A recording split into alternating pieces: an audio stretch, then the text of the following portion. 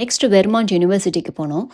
இந்த யூனிவர்சிட்டி பார்த்தோம்னா ரொம்ப பெருசு. அதாவது ஒரு ஸ்ட்ரீட்டுங்கிறத விட ஒரு ஒரு பெரிய ரோடு ஃபுல்லா வந்துட்டு யூனிவர்சிட்டி தான். வேற வேற டிபார்ட்மெண்ட்ஸ்ன்ட்டு கொஞ்சம் கொஞ்சம் தூரம் தள்ளி தள்ளி ஒரு பெரிய ரோடு ஃபுல்லா யூனிவர்சிட்டியா இருந்தது.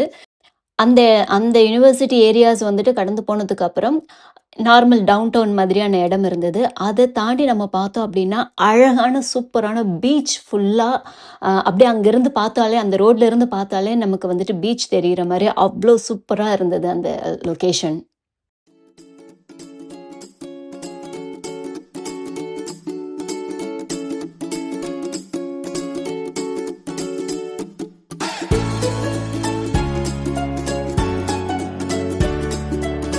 Storybox Audio.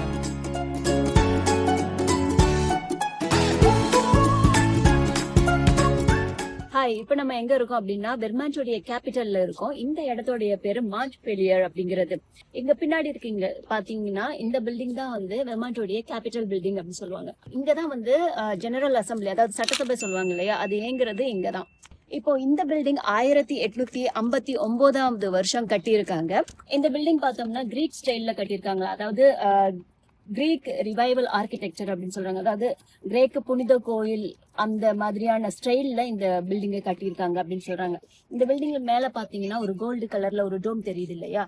23.7 கேரட் தங்கத்தாலால அது பூசப்பட்டிருக்கு அப்படின்னு சொல்றாங்க.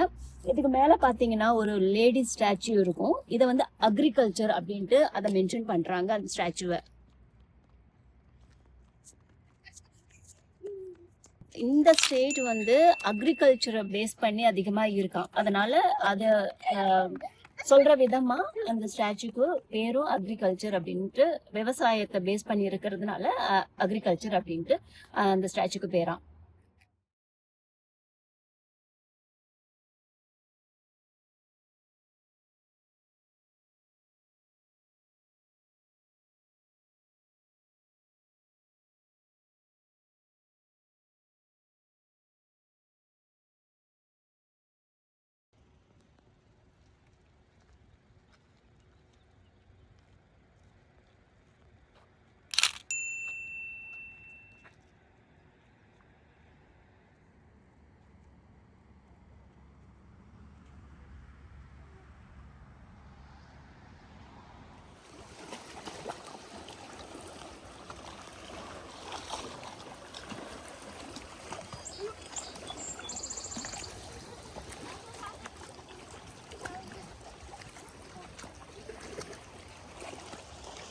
கண்ணு கெட்டின தூரம் வரையும் தெரியக்கூடிய அழகான ஏரி. ஏரி பேர் என்ன baby? Champlain. Champlain, I guess. Champlain.